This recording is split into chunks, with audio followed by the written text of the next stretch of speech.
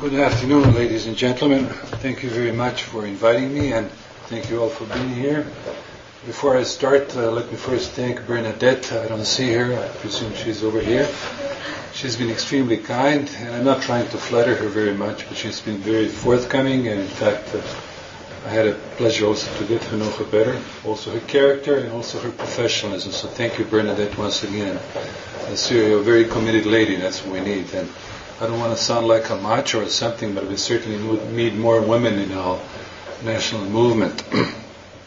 Look, I was also inspired by Tess' speech, and she actually triggered the whole chain of association in my mind. Like Tess mentioned a while ago that the other day she was in the tube or the metro, right? And you sort of felt guilty because you were just about the only white face on the premises, right? And I'll tell you quite frankly, if I can just back up a little bit in history, like 40 years ago when I immigrated to the States in glorious West, back in Eastern Europe, in the communist Eastern Europe where I was born and raised, I don't want to go into all those troubles my dad went through. He was in prison twice in communist Yugoslavia. He was a Catholic lawyer, all this stuff and so on. So I don't want to lament about his plight. But the fact of the matter is, for us in Eastern Europe, let's say from the Baltics all the way down to the Balkans, Western Europe, the UK, let alone California was something we were all dreaming about. Okay. So indeed, for me, this was the first culture shock in the 70s when I moved to the States. Obviously, I got my political asylum and citizenship afterwards. It was definitely a cultural shock in the sense that I all of a sudden experienced a glitz and glamour of this glorious West that we back in communist Europe had been dreaming and hallucinating about.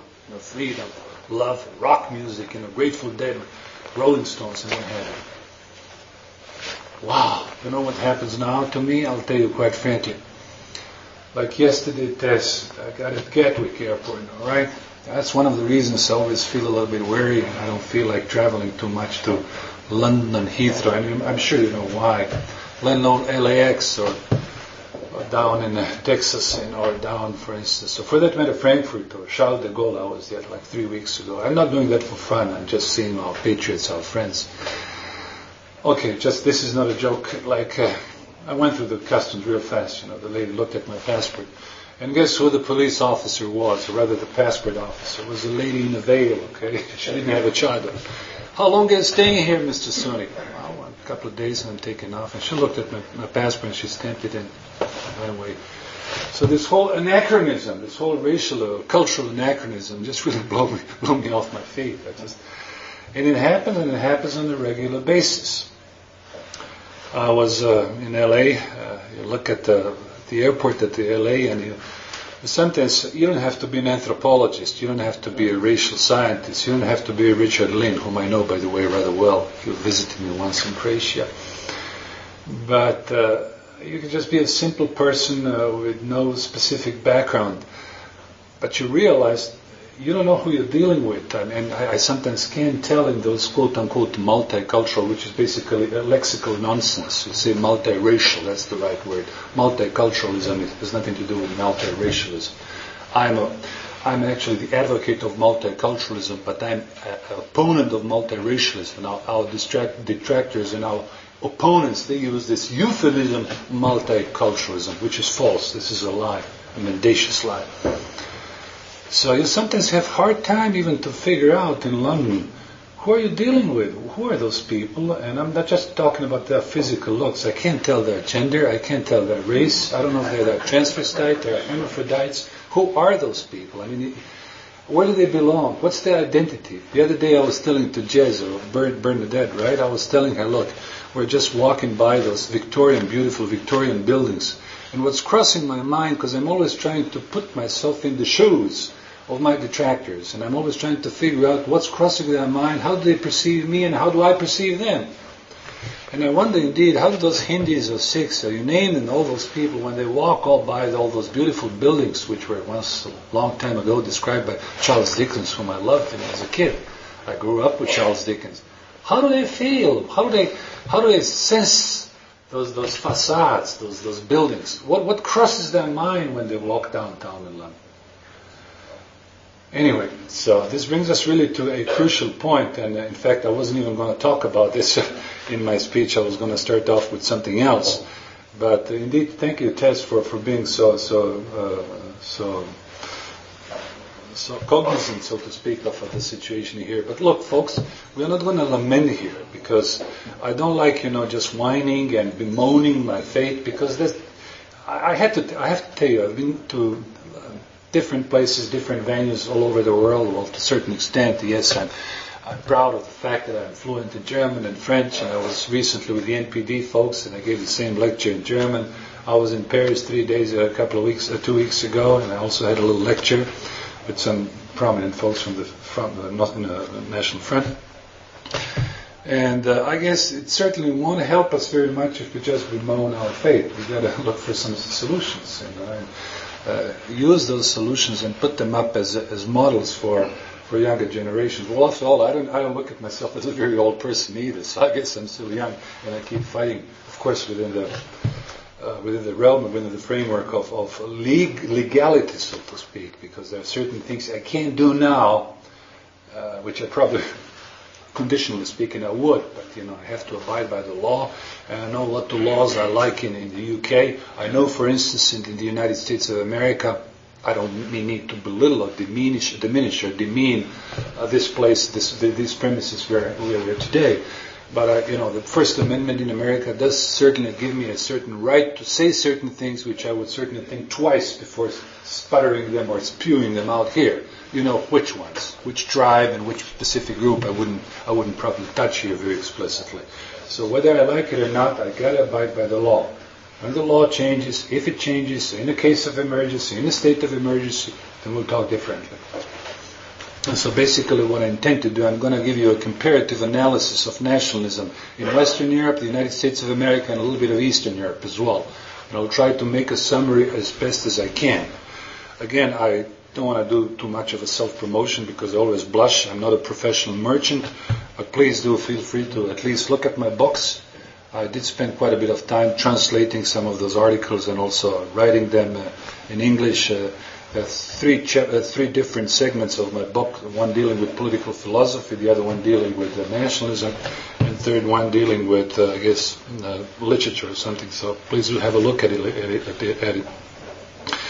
Just before I start, before we come to this point of guilt feelings versus victimhoods, and this is something I would like to tackle on because this is something Tess probably involuntarily, you probably didn't even realize that you raised a very important issue, like of guilt feelings and victimhoods as far as our national cause is concerned. And not just our national cause, but also the German national cause, the Spanish, or for that matter, Croatian nationalist cause, and so on.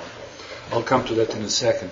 But just before I do that, I certainly want to, folks, extend my best greetings from the A3P, American Third Position Party, which I'm a member of. In fact, I'm on the board with my friends, Kevin MacDonald. I'm sure you're familiar with the name. He wrote very much about Judaism. He's a professor at Cal State Long Beach down in L.A. Virginia Abernethy, she's a very nice, fine, refined lady. She's an anthropologist. She's also on the blacklist of the ADL and SPLC. But at least they know who we are, so they don't use bad names when they tarnish our image. So they're quite descriptive, they're quite objective, I must say. And of course, I would like to extend my best greetings from my friend, Mr. Miller, Merlin Miller. He's our presidential candidate. He's a former West Point graduate. He's a former officer. He's got some very strong contacts in D.C., Washington, D.C. He made a movie, actually. He's a filmmaker. He made a movie on, the ship Liberty? Are you familiar with Liberty and what happened in 67, 68? Very fine gentleman, so please, you don't have to buy it, but you can look at least at the book, Our Vision of America. We all contributed in writing this little, it's not a pamphlet, but it just gives you an idea of our agenda. And I can say in one simple sentence that our agenda is very similar to yours. Basically, in one word, we are against the foreign immigration, non-European immigration, and we're also stipulating, I don't know how feasible that is, but don't rule out the state of emergency. We don't know how feasible it is, but we certainly would encourage the repatriation of non-European Americans back to their home countries. How this is going to be feasible, I'll tell you later on. If I forget, please do remind me. I wrote quite extensively about that. Not by violent means, but by different means. And yes, we are now on the ballot axis in different states in the United States of America. Far from it, folks, that I'm doing some self-promotion and that I'm now hallucinating about some big breakthroughs and that the A3P will become the major party in Washington, D.C. We are not thinking about that. But we are a certain critical minority at this stage. We're doing some recruitment. We have some very powerful individuals. Yes, we can say that probably have at this stage more chiefs than Indians. We have about a couple hundred activists, but we have some very powerful people on the board, including those names that I've just mentioned. You're top-notch intellectuals, good people, not some hate crime people or who are using hate speech, whatever that may mean, but just regular academics. And I'm sending my best greetings to all of you, and they certainly would be very happy if, to get some pics and some pictures from all of us, and they would be happy also to get in touch with you. If you ever folks are interested in a specific context with either Kevin McDonald or, for that matter, Virginia, or our chairman, who is a very prominent lawyer down in L.A. His name is William Johnson. He's a very prominent lawyer. I certainly would be happy to hook you up with him. And I certainly am going to, it's not going to be an official report, but I'm going to let them know about this. Just the other week, as I said yesterday, I had Kevin McDonald in Croatia with his wife, and we were discussing also about some projects, including the National Front project. Now, as far as I'm concerned, I don't want to go into specific lifestyles of Tom Sunic. You know where I'm coming from. Look at my website, www.tomsunic, and I certainly, if you know students, if you know some academics or would-be students, or if your nephews who are interested in reading, I don't mind talking about Richard Lynn and talking about the IQ, but I certainly feel just as comfortable talking about Charles Dickens, or what's her name, Lady Jellyby, right? Jellyby. That's a typical sort of we can say archetype of modern liberals nowadays. Do you know the Bleak House? Did you read the Bleak House? And sorry for jumping from one topic to another. Like Lady Jellyby, or Jellyby, right? She was fantasizing about vicarious, that's the nice word, vicarious humanism. She was trying to help, that was back in the 19th century, to impoverished and downtrodden people in Africa, while her household was totally in a mess. She didn't pay any attention to her own kids. And this is a typical leftist mindset. They like, philosophizing and talking about multiculturalism. I know it firsthand, ladies and gentlemen. If you want me, I can be very specific. The leftists and liberals, they like talking about multiculturalism, diversity. This is a magic word now, the theology of diversity. But they know very well, I know it firsthand as a former diplomat, where they send their kids to, in which turf they like, All white, possibly Catholic, and they live in gated community. You know what gated community? They're full of them now in California, because half of California, well, not half, but now there is the majority of non-European Americans living in California. Lots of quote-unquote rich, wealthy, or even middle-class Americans, at least those who could afford it, have moved up north to Northern California, even further up to Montana, Dakota, and so on. So this is one thing I've always resented and despised with the leftists. True leftists, it's something else. There's some good and decent people among them, and I certainly respect them, as long as they believe in what they're doing, and as long as they show with their examples that they stand behind them. But most of those that I've met, even during my graduate studies, during my days and my years as a professor back in the States, and then as a diplomat in Croatia, which is a different ball game. I'll tell you more about that if you're interested. Are hypocrites. They're just like blind liars, They tell you one thing, they like ex cathedra, like they like pontificating about humanism, egalitarianism, diversity, and they use different slogans like integration. In America, they have this construct, bizarre lexical contrast. Ethnic sensitivity training. Have you heard of that? No, I'm serious. It's a legal clause in, what do they call it, the bylaws in American universities. Ethnic sensitivity training, where you have groups of people, like sessions, getting together, multicultural sessions, where people have to teach We have it's sort of like autodidactic type of let's call it self-censorship, where they have to lecture each other and how to use the appropriate lingo, how to use the appropriate syntax, in order not to offend the other races or other groups. Of course, they never use the word race. I'm not now going to go into the etymology of the word race, although later on, if you're interested, if you have some questions, I'll be more than happy to take up on those questions and discuss them a little bit more in detail. I mentioned a while ago, and I'm still intrigued by what Ms. Tess said. It was a good speech, and it was short, but it was very concise. Guilt feelings on the one hand and victimhoods on the other hand. Okay, let me try to be a little bit specific because I don't want to be too theoretical. I want to give you examples. All right. We live in times, of course, we know that these are difficult times for us, for our species, for our gene pool, for our race, if you wish. On the one hand, those feelings of guilt. This is a phenomenon I've been dealing with, and I've been writing about this with lots of footnotes for quite some time. And I would definitely encourage you a little bit to think about those guilt feelings. Where do they come from? That's the first question. It's a rhetorical question. I presume that I may know the answer, and I'll try to answer that.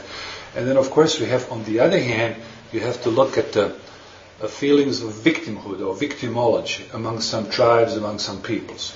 Okay, let me give you a graphic social environment.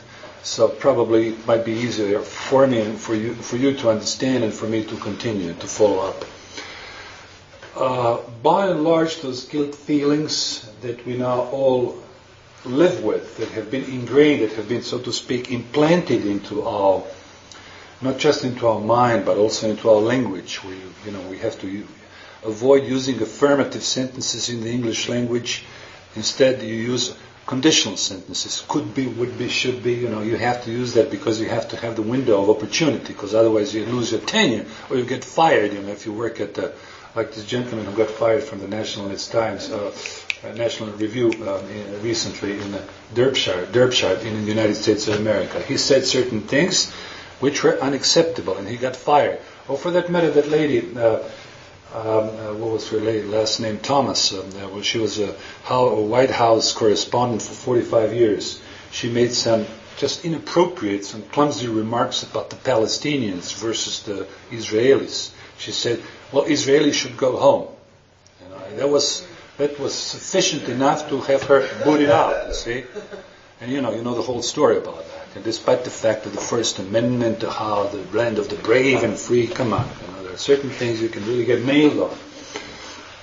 Now, again, back to those guilt feelings, they can be on the political level, on a legal level, they can be traced certainly to the Second World War, to the aftermath of the Second World War, which wasn't just lost by the Germans, it was lost by the entire West.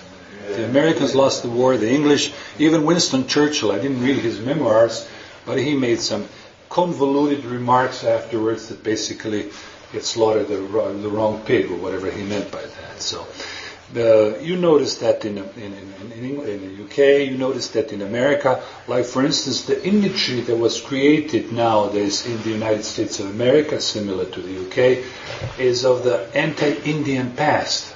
White people, white students, at least my former students back in the 90s, they lived with that imagery that white people are bad because they had real or for not real reasons, they had slaughtered Indians.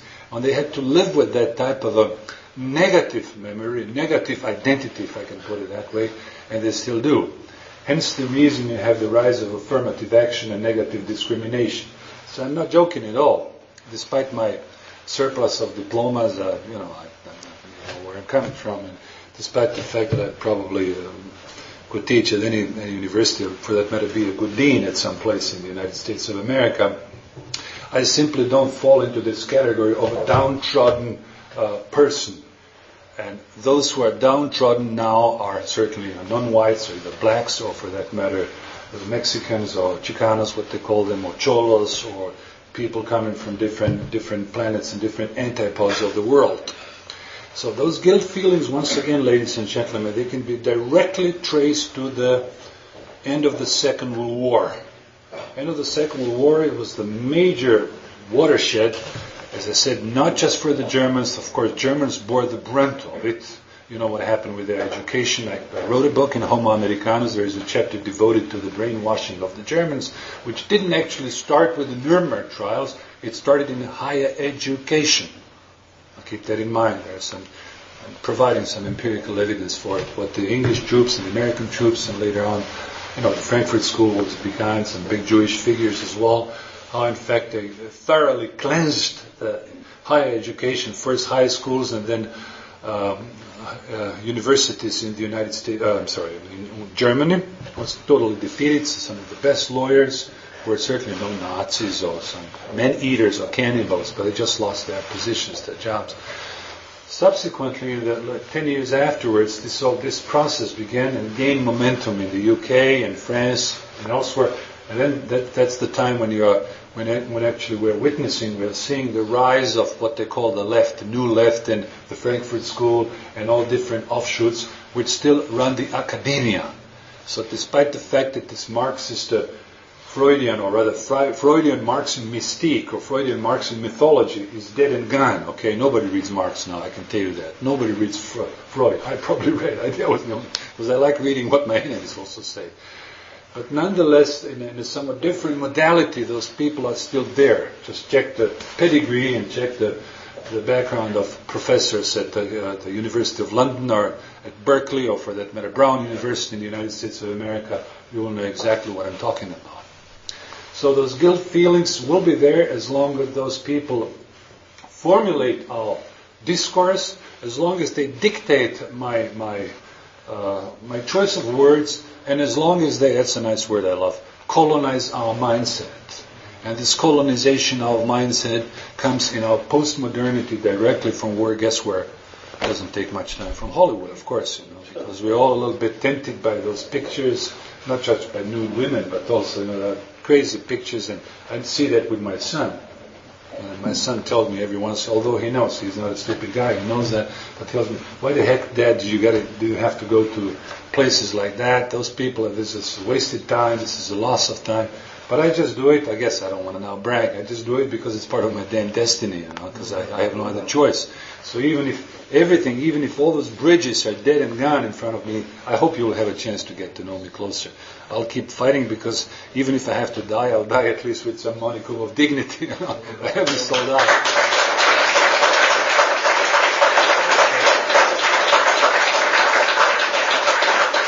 And this is what has to keep us going. I'll provide some tentative solutions later on, but keep in mind, idealism, unless we have a solid amount of idealism in our rank and file, forget it, okay? I'm sure you have had it. I'm not going to be too specific. Some bad experiences with some good nationalists, but people get tempted sometimes by money, they get tempted by women or what have you, or by glitz and other things which I sometimes do not like at all. So the guilt feelings, it's a very peculiar type of phenomenon which was imposed on all white people, both the Englishmen who, Barbara Harris if you wish, both the bad Englishmen who won the war and the bad Americans, and also they were imposed on the people in Eastern Europe in a somewhat different fashion. Of course, back in the 60s, just let me back up a little bit, we all thought the West, the glorious West, was full of freedom and full of liberty. Now I realize it's not much better than communism. In many instances, it's even worse.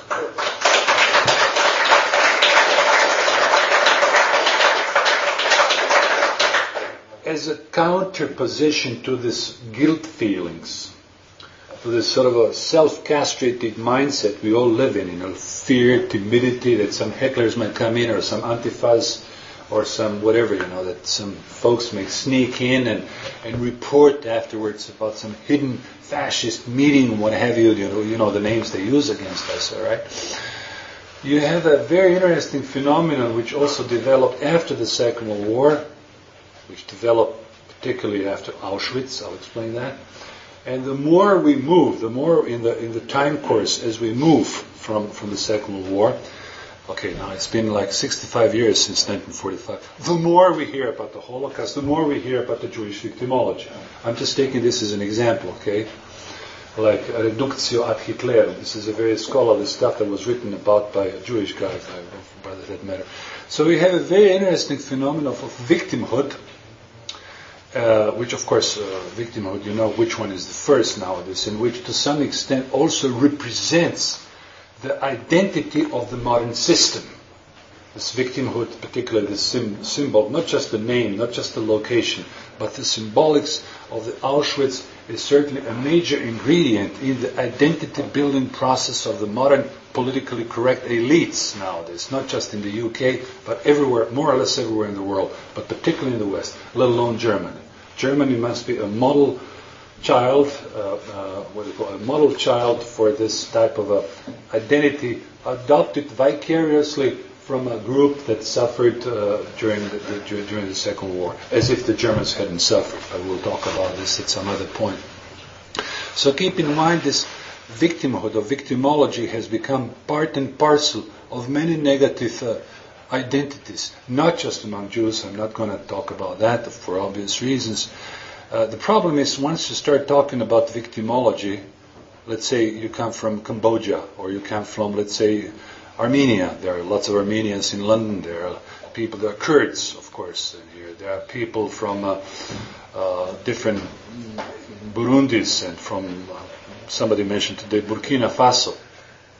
Every single group, every single race, every single ethnic group nowadays has its own victimology. But curiously enough, ask yourself a question, how come we talk about different victimologies? How come we never talk about our own white victimology?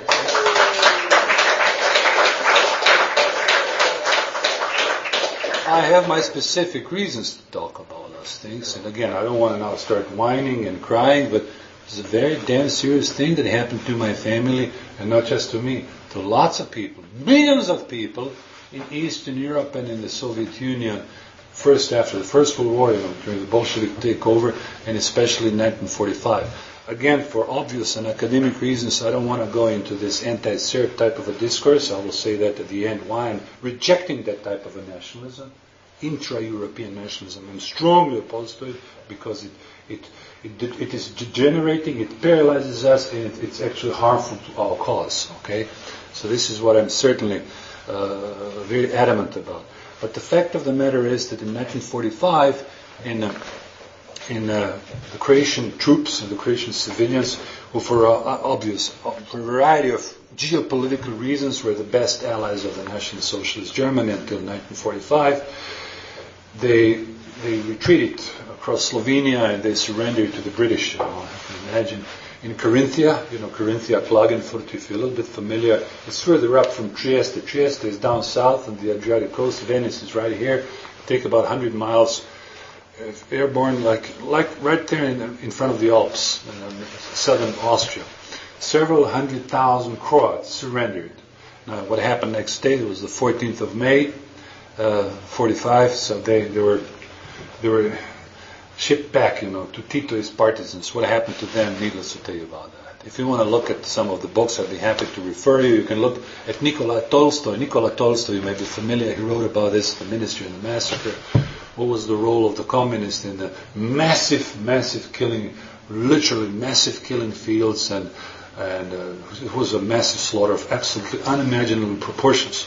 Let me just back up a little bit. So when somebody starts blaring and telling me about Srebrenica and what happened nowadays in Serbia or in Kosovo, and when somebody starts telling me how the Serbs are bad guys, I'm in defense of the Serbs.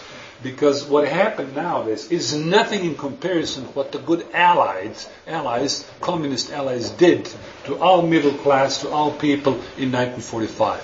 Now, why I'm telling you that, again, I don't want to make the central piece of this in my expose here, but the fact of the matter is that you don't hear about those victimhoods.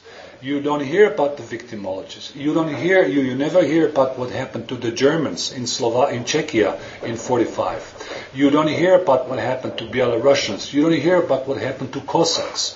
You don't hear about what happened to many Italians. You don't probably know, I wrote about this extensively, what happened to French intellectuals who, for a variety of reasons, not many, they were not party members. Some of them were Vichy's, of course, they had certain sympathy for the Vichy regime during the quote-unquote occupation of France during the Second World War.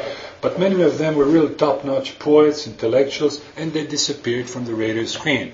The rough number, about 20 of them got killed, journalists also, but the great number of them, hundreds of them, simply were removed from school curriculum.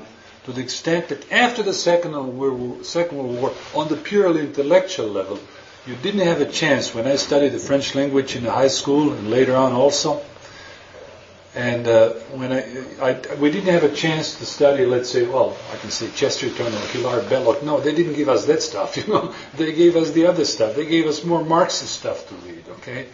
I wish we had a chance to read Lothrop Stoddard or let's say Richard Lind. No, this was no way Jose.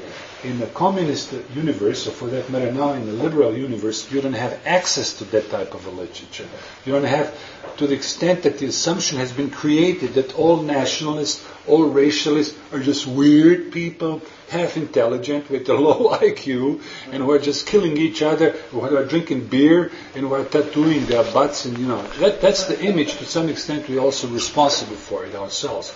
But this is part and parcel of a very refined type of a propaganda, or let's call it culture war, Kulturkampf, that was conducted by anti-nationalist globalists after the Second World War in Western Europe, but in a more sort of a salient fashion, in a more barbaric fashion in Eastern Europe, at least until 1990. So again, keep in mind we have two phenomena that you got to understand when we're dealing with nationalism. On the one hand, guilt feelings that paralyze us in our action, in our activism, even minor activism, or passing leaflets or whatever, because you have a guilt feeling that you will be dubbed racist, a bad guy, that you will probably end up on a searchlight, or some bad guys at the ADL might mention your name.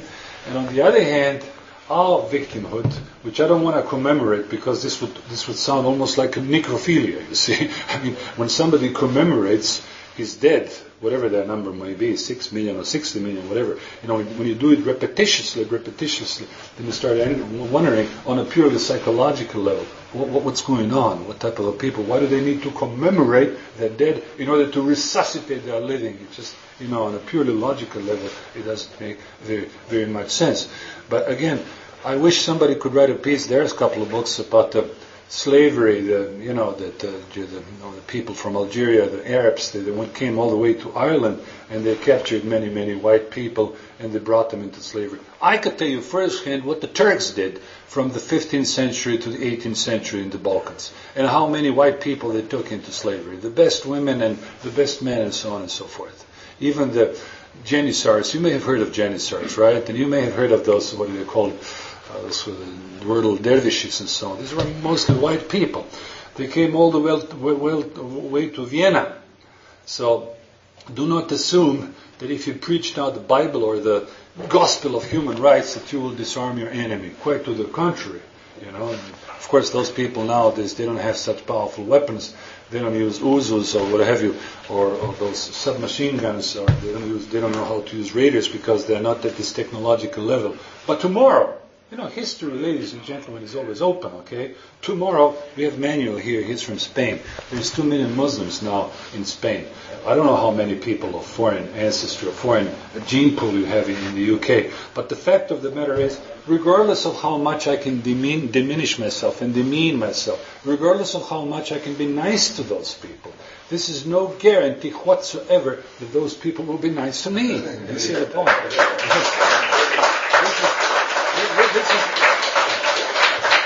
This is where many even leftists, they err.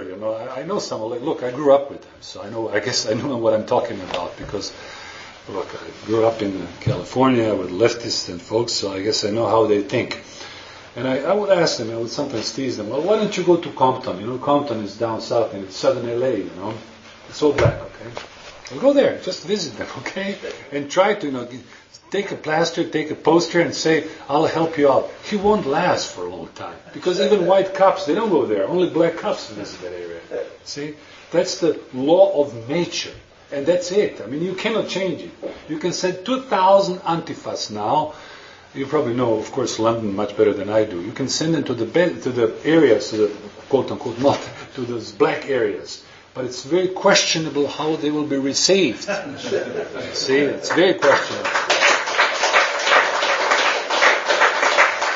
So this is one of the answers you got to always serve on the platter to your detractors. So do I, for instance. Like, Like, for instance, I wrote recently a piece in Croatia. You know, now Croatia is now on the verge of becoming the full-fledged member of the European Union. It already is. It's a white enclave, no question. Beautiful country. Hence the reason I'm there now, not in the States, because I can at least I can have my cigarette and I can have my coffee in the center of the city. I can watch nice women around, and you don't see people from different gene pools. So I would encourage you to go there for the time being. I don't know how it's going to look like next year. Why is that? Because there are already pressures, there are already ukazes, or what do you call it, decrees, already gentle suggestions that Croatia should set up transition. Look at the nice word, euphemism, transition camps. Transition camps, they last for years, for ages. They don't last for weeks, right? Transition, what does that mean? Transition camps, we should set them up in Croatia. Why not? Let's do that. But let's set up those transition camps on the peninsula of Istria and all those fancy islands where all those rich tycoons were there. Now let me show them. Again, I'm not talking from the top of my head. When I graduated, I lived near Cal State Long Beach. It was near Disneyland over there. They had this big thing. Was a half middle class white environment, and our daughter was born then, and my wife, you can hear gunshots. Look, I'm not a gunman, but you don't feel comfortable in your skin. You don't feel very well, So again, I gave you this short description of guilt feelings versus victimhoods, and victimhoods, just to wrap up this first segment, ladies and gentlemen, victimhoods, regardless whether this is the Jewish victimhoods or Jewish victimology or any other victimology, unfortunately, they are not consensus prone. They are not prone to more tolerance. They in fact trigger the counter victimology. Example, I can give you quite a few, and I'm sure you can tell me that from London. If you have, let's say, on the first place, you have the Jewish victimology, it has to be respected and what have you. It's legally, especially in Germany, you have to abide by this and by this number, by the mathematics of this victimology and what have you. But then, of course, you have a different group, like you have the Armenians. They also want to have their victimology commemorated. In Paris, you have lots of different arrondissements, where lots of Asians, lots of Hmongs, lots of Turks, and they're all separated in their own communities. They don't mix, they're very separated, well, just like in London, right? But they also insist, they say, well, the Jews can have their victimology sanctioned by the law. Well, we should have the same thing now. So that's why I'm telling you we are headed for real troubled times, and this is a euphemism. And I'm not even assuming, and this is not a wishful thinking, and I don't think it's going to be even possible, that the white, brave whites, biceps and all this type of, like Schwarzenegger type of guys, that this is going to be some major conflict between whites against non-whites. Far from it. Look, in the best way, I haven't been to the American prison. Some of my friends were for different reasons, whatever. Yes, the guy who kidnapped the plane in 1973. He spent 30 years in it. And look, he told me quite frankly, Tom, even if you're a liberal, even if you believe in some gospel, and if you're a Christian guy, once you're in an American prison, you have to make the executive decision. You got to be with your own folks. You have to join some Aryan Brotherhood, whatever they call themselves, because each ethnic group belongs to its own group. Yeah. This is a sort of a state of emergency type of a situation. Whether you survive physically or whatever, you have to know exactly where you belong. Because if you don't want to know where you belong, somebody else will remind you where you got to belong. I understand. We have people, I have friends, relatives also. My son, for instance. Can I just short that for 1 Sure. second, please? Yes, sir. You say about the American prisons, yeah? Right.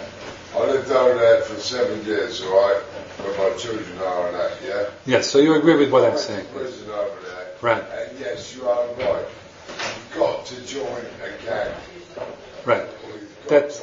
Thanks, sir. I don't want to cut the thread. Thank you for your remark. I'll come to that later on, sir.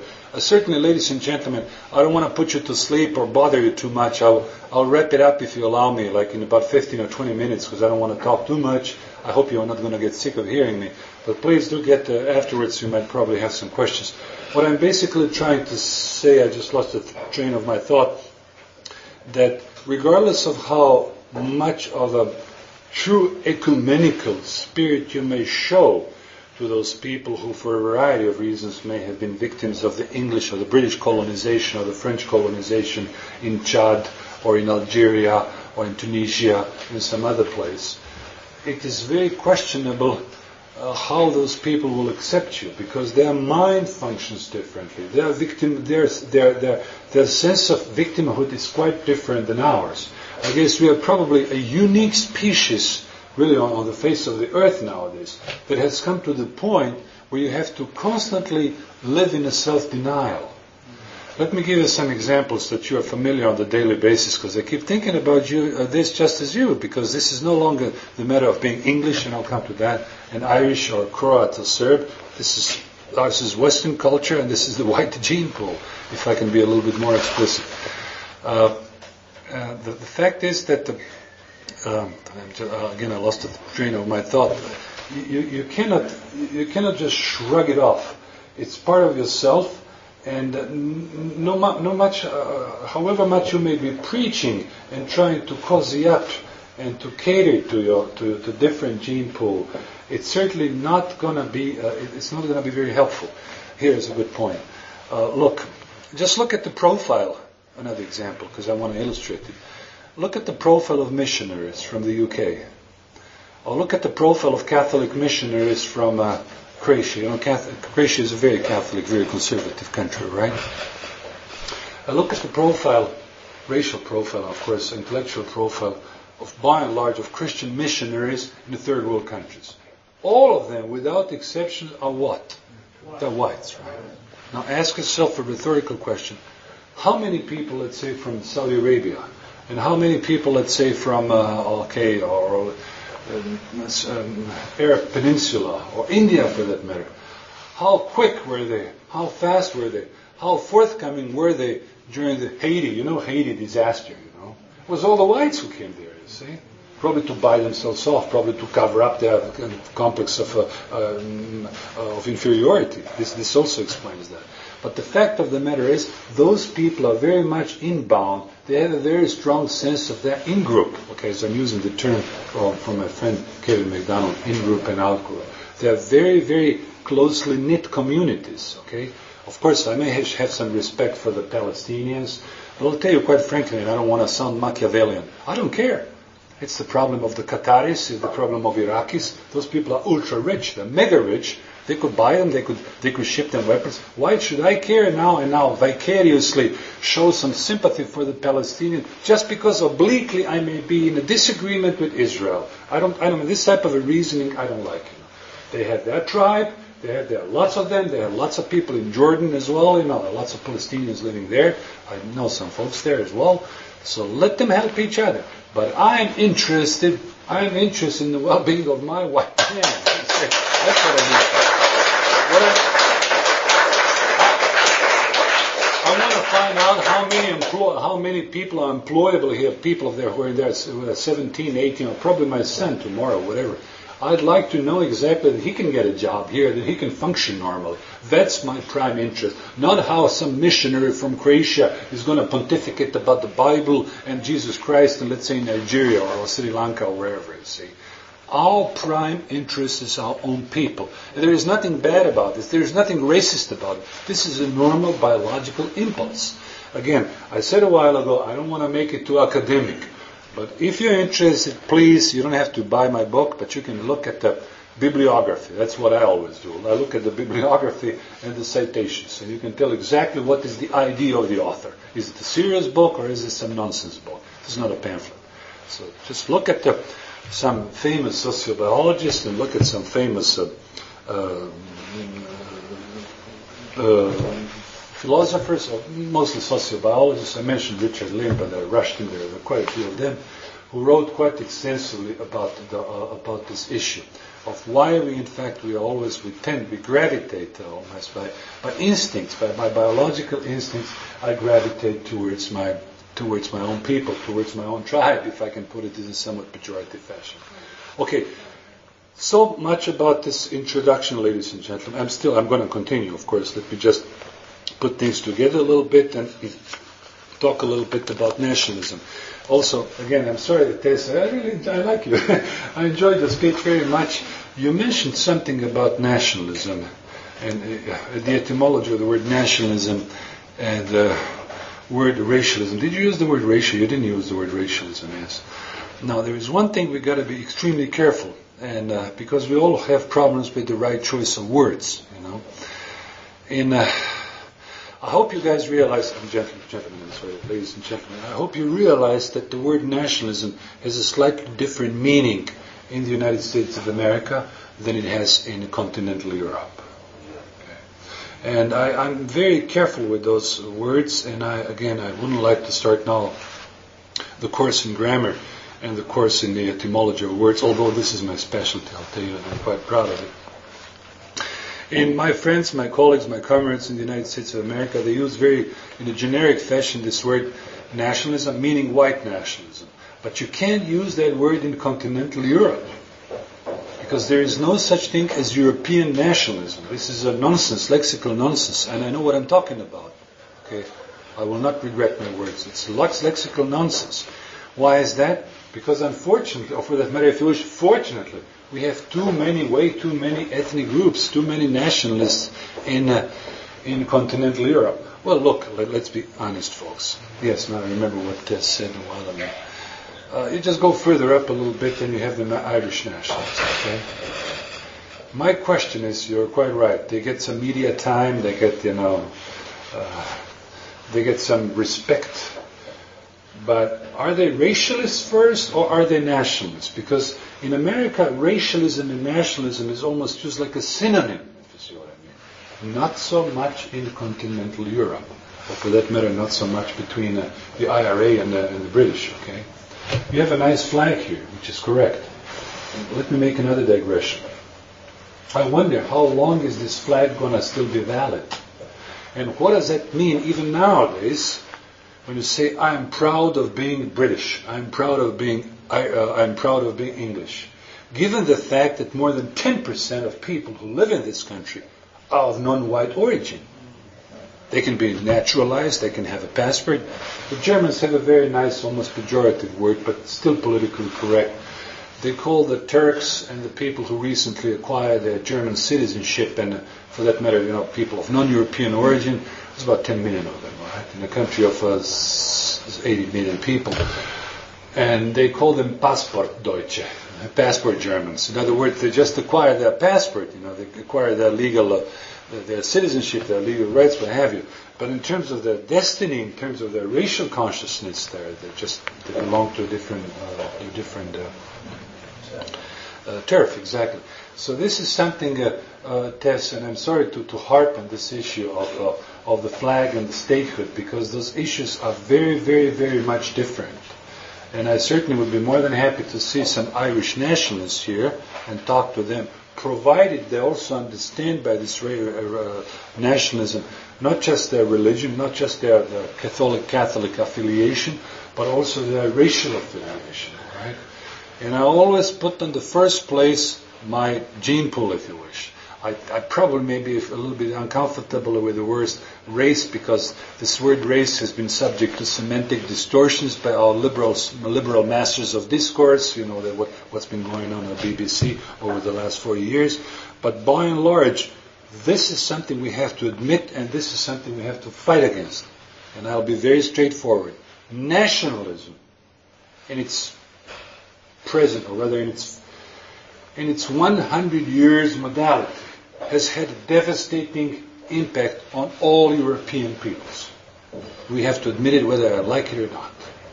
You know what happened with the English and the Irish and the English and the Germans, with the Poles and Germans, with the Serbs and Croats. And again, and I am always afraid that I'm sometimes repeating myself. The fact of the matter is, and I hate to say that, particularly in Eastern Europe, those petty nationalisms, and I'm using the qualified petty, so those nationalisms in plural, they are conflictual. They are not affirmative in a sense that they're not excluding the other with a capital O. They are very conflictual and they're bad. They've had tremendously negative impact on all European peoples. At this stage, we simply don't have time, to go into those murderous wars like Serbs against Croats, like the Irish against the English, or like, for instance, the Catalans or the Basques against the Castilianos, or, for instance, my friends from Flandria, Flanders, it's part of Belgium, they don't like the Walloons for many reasons, okay? They're beginning to realize that we have to bridge this gap and actually define our nationalism, but with a different connotation, not with the old one, not with this jingoism which would be, not that it's excluding, but in the perception, let's say, of an Irish guy from Dublin, or even an Irish fellow who lives in Philadelphia or Chicago or New York, quite a few of them, say, the English. Wait a second. We are becoming a minority. We are less than 7% of the world population. And I just want to make sure, and this is what I'm working on, let's just bridge our gaps.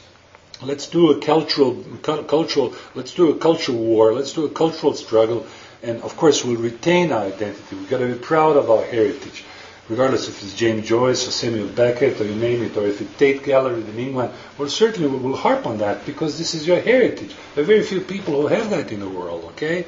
The Croats also have their cultural heritage, but not at the expense of excluding the other, because so far, over the last century, I have to admit it, I have to admit it, because I know exactly what's crossing the mind of those multicultural theorists and academics here at the London School of Economics, or for that matter, anywhere else here. Those liberals say, guys, here are Serbs and Croats, look at the Irish and the English, they're whacking each other like crazy. This is exactly what's crossing their mind. So we are serving their purpose. So ask yourself a question, cui bono? Who serves that? Who benefits from this? So again, I'm concluding this portion. Let's work on bridging those gaps. However much, however strong, however brutal those cleavages, those differences may have been between the Irish and the English, between the Basques and the Catalans who are about to secede, or about, let's say, the Tyroleans in northern Italy who would also like to secede and join the matrix country in Germany. These are all tiny little things. Probably they sound too academic, but they're deadly serious. You saw it firsthand what happened to two similar peoples in ex-Yugoslavia, Croats and Serbs. I'll tell you quite frankly, is there a difference in phenotypes? Is there a different language? Yes, possibly, but a person like you, somebody coming from abroad, and observing Serbs and Croats, he can't tell any difference other than with different insignia, and possibly, yes, they worship the Christian Orthodox gods, the Serbs, and the Croats are Catholics. That's the only tangible difference you can see. But in terms of gene pool, again, this is something, I repeat, we have to work on that because we simply have no time. We are running out of time. We have to bridge the differences, and I possibly couldn't care if a guy of our kinsman, if he lives in Santiago de Chile, or for that matter Buenos Aires, or on the Falkland Islands for that matter, or if he lives in Aberdeen in Scotland, or if for that matter if he lives in Kharkov in Russia. We have a common front. There's still lots of us, but we just cannot, those petty disputes, historical disputes. Always ask yourself a question: who benefits from it? And we know deadly well who has benefited from those things.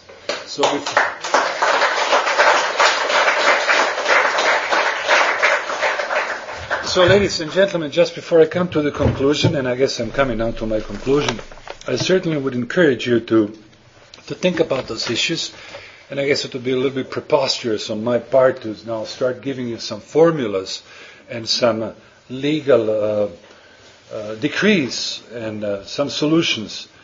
I will, however, attempt to single out first the culprit, and hopefully I'm not going to hurt anybody, and possibly give some suggestions.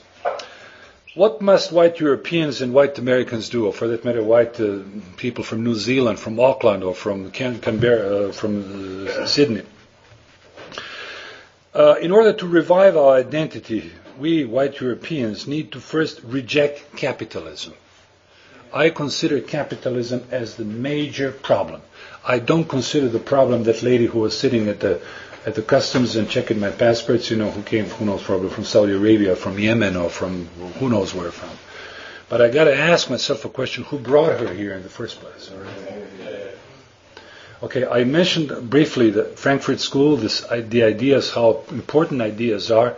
Indeed, the ideas are the crucial. We call it ideas. Some people call it propaganda, but the war of ideas is extremely important. If we have a good set of people who are well versed in languages and well versed also in legal studies and philosophy and so on, we could definitely make a breakthrough. Of course, with the appropriate amount of TV veneer and this what do you call it, telegenic appeal to the masses and so on.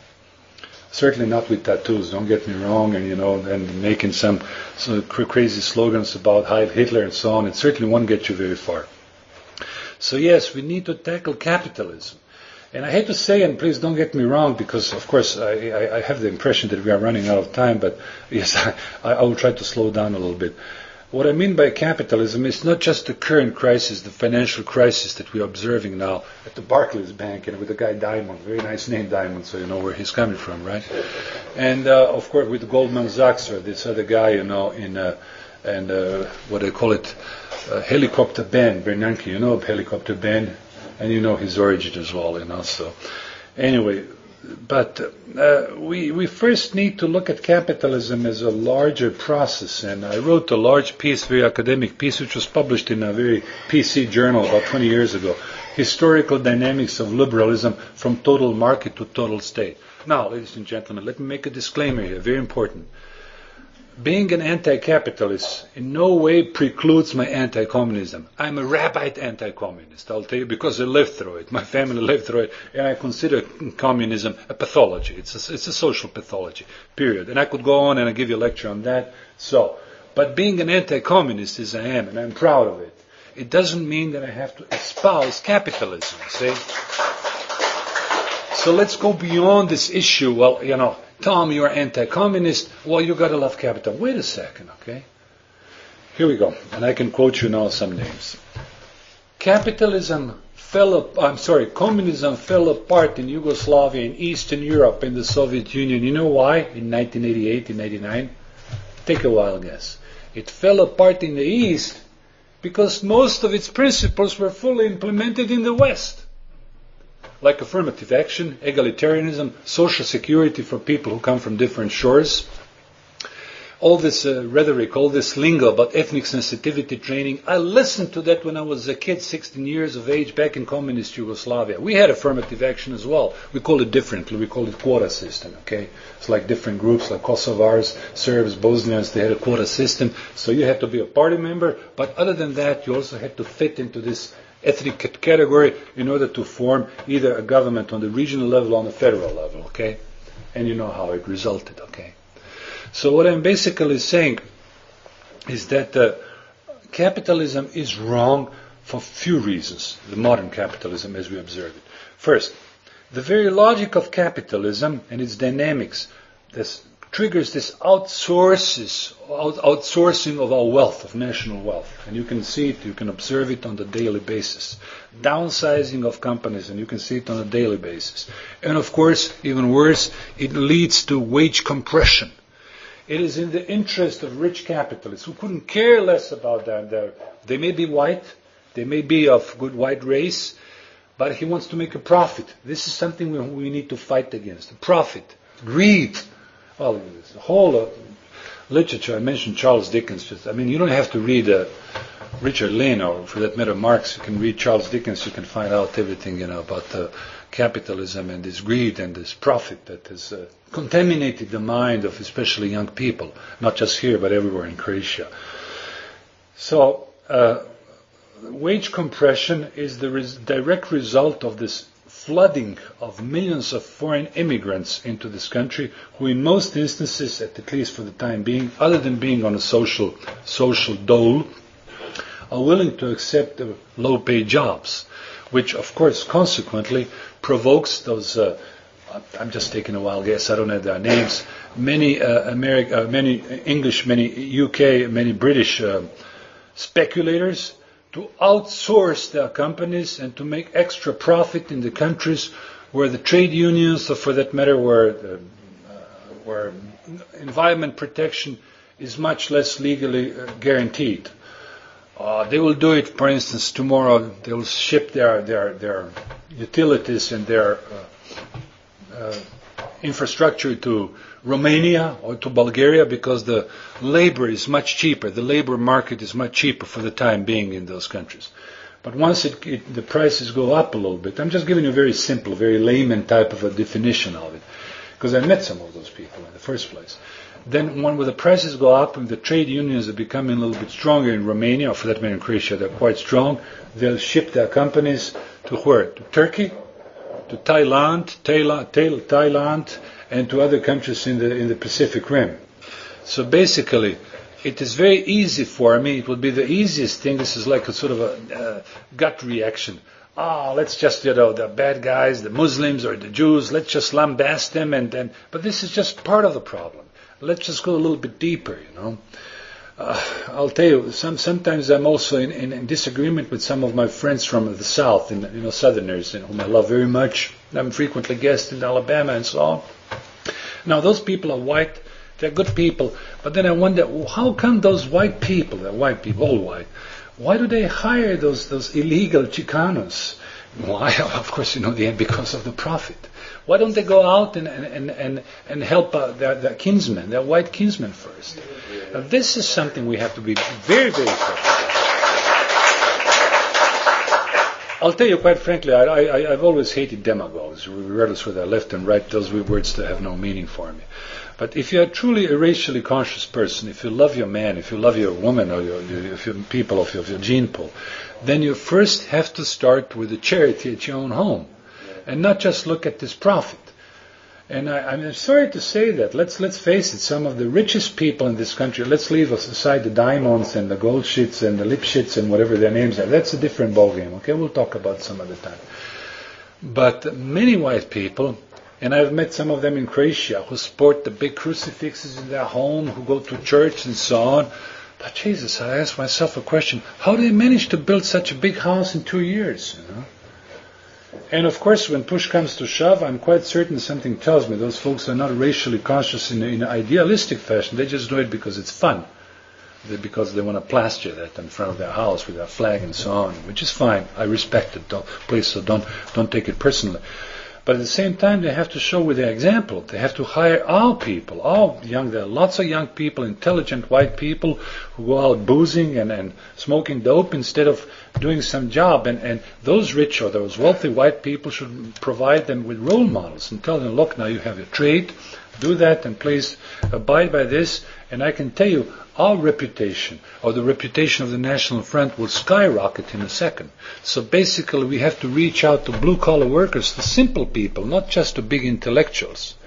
And I'm sorry to say, even in our rank and file, the few intellectuals I know, well, that's a different story, and I don't want to sound too pessimistic. I'll end up on the optimistic tone.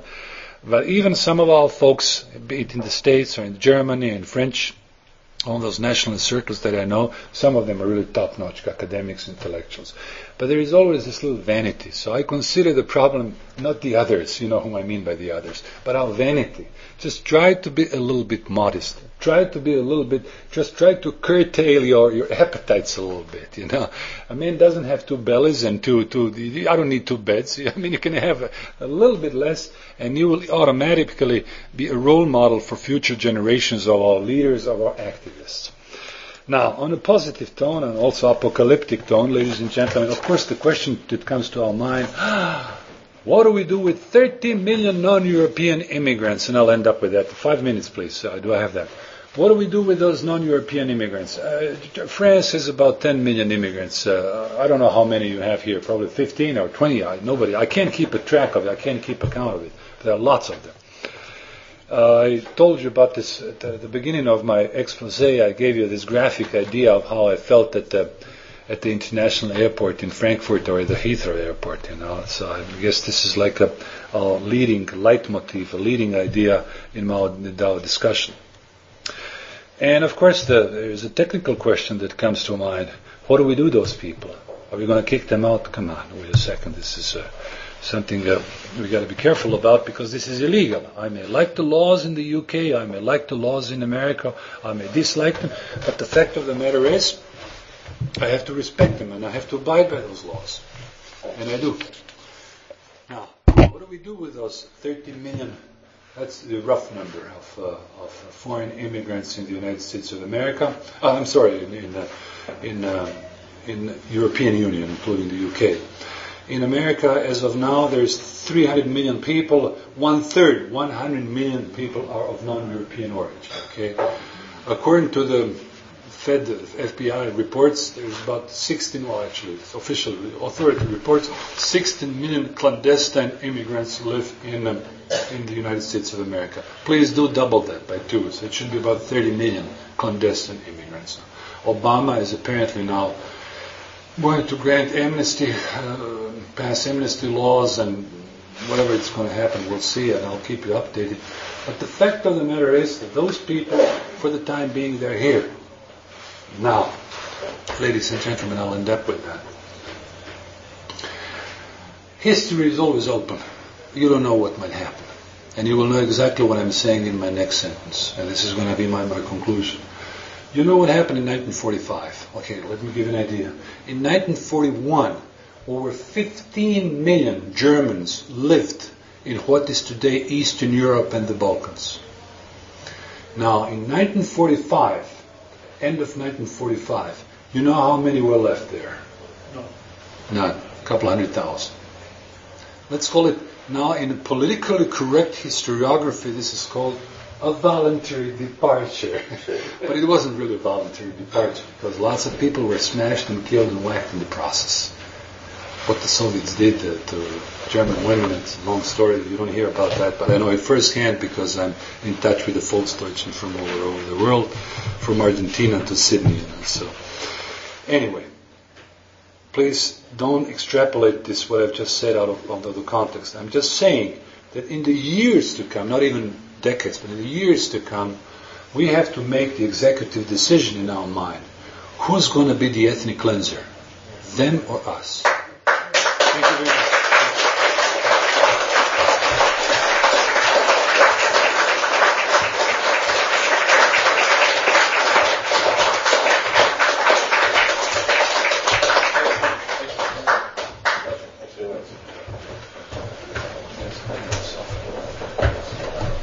Well, thanks very much, Tom.